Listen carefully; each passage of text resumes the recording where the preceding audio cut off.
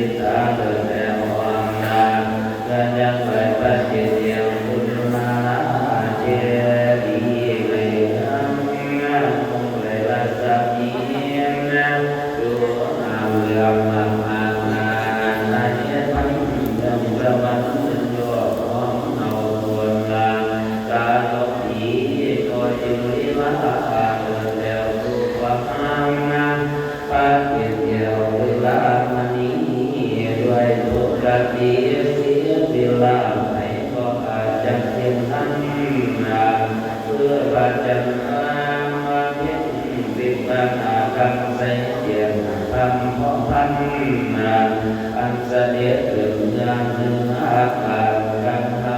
มีหมู่ดาวเตียงละกันหากใจอยากเป็นทางก็เรียกว่าสุดตะกันบนเต็มป่าเพื่อดังเจ้าป่าเสด็จน้ำลงมาเพื่อจะมุสาบัดเจียวไปทิพสาเปลี่ยนกันแล้วจึงเสด็จ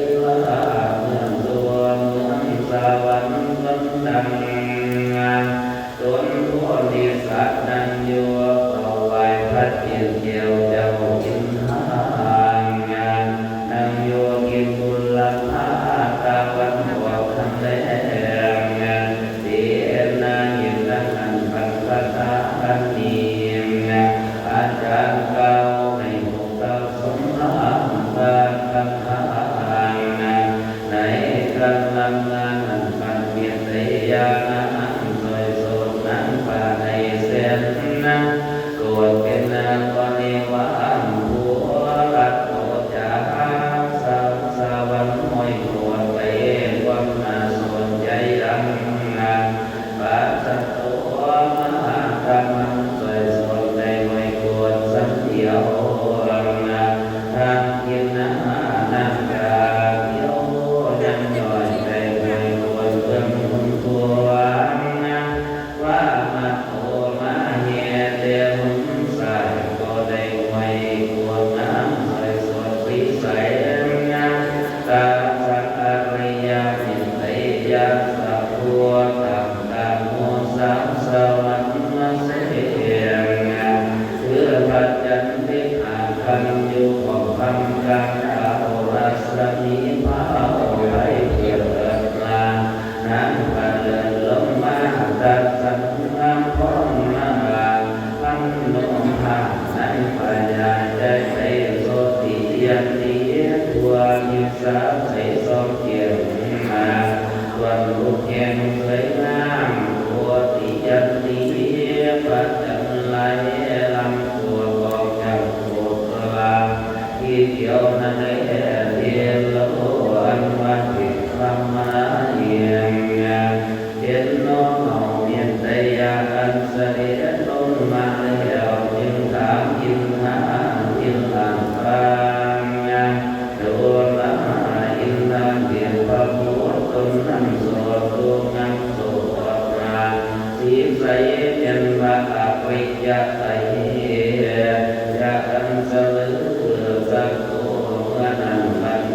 าทิลาจอมมิงเยื้องกาวะกาวายโจตนบริสุทธิ์เทียบบุตรมหานันเดนพระอริยมิสยะเดียวกองระเอ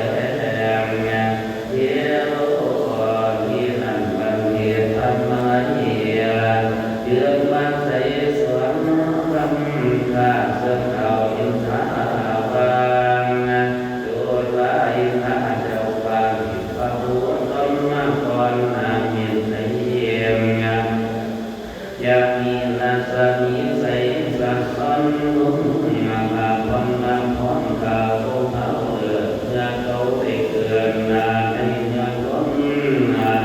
การตะว่าการทำกุศลพ้นเดือในทันเลี้ยวเสืออันใดนันจาตะโกนบุญมันตาเทียบาอาจจะสำเนียงดุจกำเงียนนันขาดจึงกวางทันเทกาวายมหาเทระเจ้าเพียงพระตาเจ้าเก่าคนมาบุญเทในกันนำเงินก่อนทันลำเลิมเราได้เกิดในเมืองพ้นผู้คนรันขันใจยอมวันการทำกุศลผลหลายสั่งเมื่ออุโบสถทำพันสินนับเจ้ามาให้ลาเอื้นเขาว่าลำยิ่งดอกไม้ทิ้งหอมหอมกันจนจันลูกไหลเทียนดวงใจดวงเขาอานาพระอ่อนไหลหลับในทานมาทุกคนเพียรลงสมุนตุนโยเก่ากับตั้งเจ้าหัวมัววงสินกินบุญมากกันมาใจจากเมืองคนจึงได้เอาสมเงินเกิดในเมืองป่าเยื้องในมาเงียกำนาราสมินไตยาโกนิสักนันมีกองกะเลเทสุตวะมางานเทระเจ้าคงสินได้ยินคำยินนานาคราวเกียรติถอยคำเนียนเกียรติบอกข้า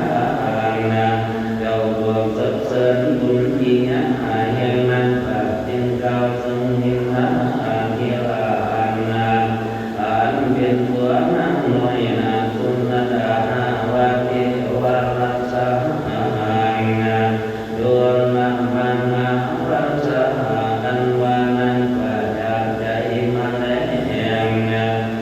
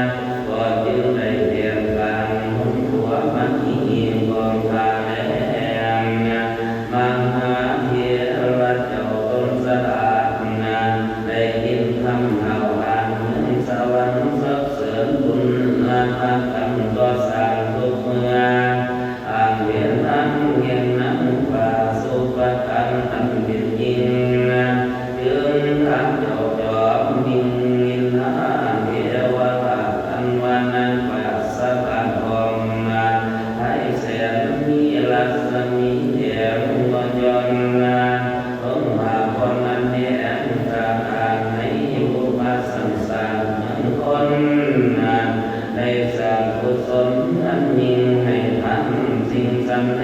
นิจาสัตโตควรกินนาเจ้าป่าจะสำแดงพังละนา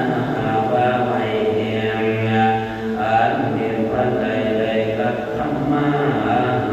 ตตวาทันเตข้าไว้เจ้าผู้เป็นคนมีบุญยิ่งสมสายภูมิในกับลาหลายลำเดินเมื่อเขาได้เกิดในเมืองโคนาผู้ปวงศรัทธาใจเจ้ายมวันไทยเททุกสารมาเสื่อมศรัทธารักษาอุโบสถพระอาภันตนมาวันสิ้นหลวงในท่านดอกไม้เองวัวสาวปันทำบางวันเลี้ยงมันยิ่งดอกไม้สิ้นใสแสงรักกันนังกันจนแดงห่วงเพื่อนหันลมสอยซึมใสแดงด้วยรักกันนังแดงสามสิ่งตั้งไว้ยิ่งบุษาโสมางามสบายจึงได้มาแห่เทศกำสายเมียนไตยาภูมิสาบันหีกองมาแดงดังโสกาวามานาเทรักเจ้าได้ยินเขาเจ้าว่าเขายอมยอมคุณเสริมเสริญบุญก็แถวก็จึงทำยินทามันเกี่ยวได้เมื่อเท้าเจ้าพระติงสาวาเทวราชาลุลามานาราคังนังปยาจตังวัสโตมาดำลังสัมภาคังรันตาโพรัตมินไนยารัสมิใสเขาวันทุกมาวันก็เกี่ยวอาพรเกี่ยวนั่งยิ่งได้สร้างสิ่งสันใดนิจาสัตโตบันกินน้ำเดียววันอันจันเก้าในโอกาสด้วยทางอันนั้นปานาคัตมาอันหาของกวางอันวานังปาสาวสวรรค์ทุกเก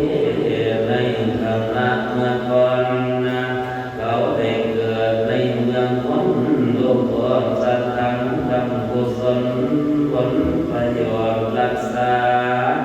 อุโบสถปาสอดวันสิ้นสุดตวาปันวันยินดีมาผู้สางาไร้หวังสามาวันอาภาพันหลวงดอกไม้เขียวมนในผู้สาสัมมันทั้งงานเครื่องในทางห้องเงินของหุ่นเงินนั้นไปสังยามนาสังน้อมเทจังตนเจงแม่ส่วนสินธรรม